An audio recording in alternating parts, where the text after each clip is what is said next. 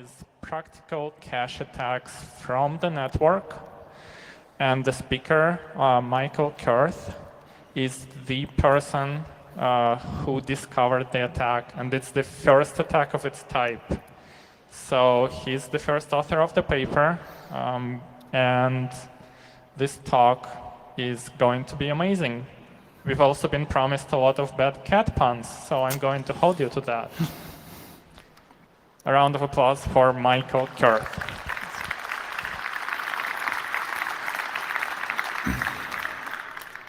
Hey everyone, and thank you so much for making it to my talk tonight. My name is Michael, and I want to share with you the research that I was able to conduct at the amazing WUSEC group during my master thesis. Briefly to myself, so I pursued my master's degree in computer science at ETH Zurich and could do my master thesis in Amsterdam. Nowadays I work as a security analyst at Infogard. So what you see here are the people that actually made this research possible. These are my supervisors and research colleagues, which supported me all the way along and put so much time and effort in the research. So these are the true rock stars behind this research. But let's start with cache attacks. So cache attacks were previously known to be local code execution attacks. So for example, in a cloud setting here on the left-hand side, we have two VMs that basically share the hardware, so they time sharing the CPU and the cache, and therefore an attacker that controls VM2 can actually attack VM1 via cache attack. Similarly, JavaScript. So a malicious JavaScript gets served to your browser, which then executes it, and because you share the resource on your computer, it can also attack other processes.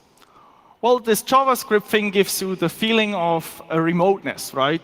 But still, it requires this JavaScript to be executed on your machine to be actually effective. So we wanted to really push this further and have a true network cache attack. So we have this basic setting where a client does SSH to a server, and we have a third machine that is controlled by the attacker. And as I will show you today, we can break the confidentiality of this SSH session from the third machine without any malicious software running either on the client or the server. Furthermore, the CPU on the server is not even involved in any of these cache attacks. So it's just there and not even noticing that we actually leak secrets. So let's look a bit more closely. So we have this nice cat doing an SSH session to the server, and every time the cat presses a key, one packet gets sent to the server. So this is always true for interactive SSH sessions, because as it's said in the name, it gives you this feeling of interactiveness. When we look a bit more under the hood of what's happening on the server, we see that these packages are actually activating the last level cache. More to that also later into the talk. Now, the attacker, in the same time, launches a remote cache attack on the last level cache by just sending network packets. And by this, we can actually leak arrival times of individual SSH packets. Now, you might ask yourself, well, how would arrival times of SSH packets break the confidentiality of my SSH session? Well, humans have distinct typing patterns. And here we see an example of a user typing the word because. And you see that typing E right after B is faster than, for example, typing C after E. And this can be generalized. And we can use this to launch a statistical analysis. So here on the orange dots, if we are able to reconstruct these arrival times correctly, and what correctly means is we can reconstruct the exact times of when the user was typing, we can then launch this statistical analysis on the inter-arrival timings. And therefore, we can leak what you were typing in your private SSH session. Sounds very scary and futuristic, but I will demystify this during my talk. So, all right, there is something I want to bring up right here at the beginning. As per tradition and the ease of writing, you give a name to your paper. And if you're following InfoSec Twitter closely, you probably already know what I'm talking about, because in our case, we named our paper Netcat. Well, of course, it was a pun. In our case, Netcat stands for Network Cache Attack. And as it is with humor, it can backfire sometime. And in our case, it backfired massively. And with that, we caused like a small Twitter drama this September. One of the most liked tweets about this research was the one from Jake. And yeah, these talks are great because you can put a face to such tweets. And yes, I'm this idiot. So let's fix this. Intel acknowledged us with a bounty and also a CVE number. So from nowadays, we can just refer it with the CVE number. Or if that is inconvenient to you, during that Twitter drama, somebody sent us like a nice alternative name and also including a logo, which actually I quite like. It's called Neocat. Anyway, lessons learned on that whole naming thing.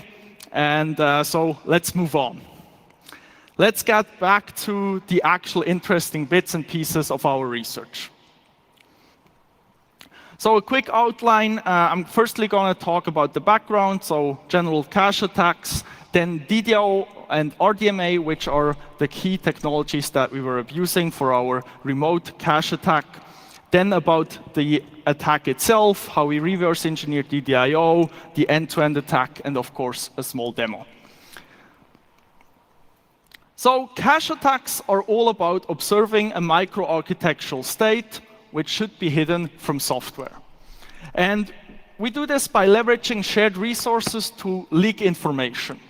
An analogy here is safe cracking with the stethoscope, where the shared resource is actually air that just transmits the sound noises from the lock on different inputs that you're doing. And actually works quite similarly in computers. But here it's just the cache. So caches solve the problem that latency of loads from memory are really bad, right? Which make up roughly a quarter of all instructions. And with caches, we can reuse specific data and also use spatial locality in programs. Modern CPUs have usually this three-layer cache hierarchy, L1, which is split between data and instruction cache, L2, and then L3, which is shared amongst the cores. If data that you access is already in the cache, that results in a cache hit. And if it has to be fetched from main memory, that's considered a cache miss. So how do we actually know if a cache hits or misses? Because we cannot actually read data directly from the caches. We can do this, for example, with prime and probe. It's a well-known technique that we are actually also used in the network setting. So I want to quickly go through what's actually happening. So the first step of prime and probe is that the hacker brings the cache to a known state, basically priming the cache. So it fills it with its own data, and then the attacker waits until the victim accesses it. The last step is then probing, which is basically doing priming again, but this time just timing the access times. So fast access, cache hits, are meaning that the cache was not touched in between. And cache misses results in that we know now that the victim actually accessed one of the cache lines in the time between prime and probe. So what can we do with these cache hits and misses now? Well, we can analyze them. And these timing information tell us a lot about the behavior of programs and users. And based on cache hits and misses alone, we can, or researchers were able to leak crypto keys, guess visited websites, or leak memory content. That's with Spectre and Meltdown. So let's see how we can actually launch such an attack over the network. So one of the key technologies is DDIO. But first I want to talk to DMA because it's like the predecessor to it. So DMA is basically a technology that allows your PCIe device, for example, the network card, to interact directly on itself with main memory without the CPU interrupt. So for example, if a packet is received, the PCIe device can just put it in main memory, and then when the program or the application wants to work on that data, then it can fetch from main memory. Now with DDIO, this is a bit different. With DDIO, the PCIe device can directly put data into the last level cache. And that's great because now the application, when working on the data, just doesn't have to go through the costly main memory walk and can just directly work on the data or fetch it from the last level cache. So DDIO stands for Data Direct I/O Technology, and it's enabled on all Intel server-grade processors since 2012. It's enabled by default and transparent to drivers and operating systems. So I guess most people didn't even notice that something changed under the hood. And it changed something quite drastically. But why is DDIO actually needed? Well, it's for performance reasons. So here we have a nice study from Intel, which shows on the bottom different times of NICs. So we have a setting with 2 NICs, 4 NICs, 6, and 8 NICs. And you have the throughput for it. And as you can see with the dark blue, that without DDIO, it's basically stopped scaling after having 4 NICs. With the dark blue, with the light blue, you then see that it still scales up when you add more network cards to it. So DDIO is specifically built to scale network applications. The other technology that we were abusing is RDMA.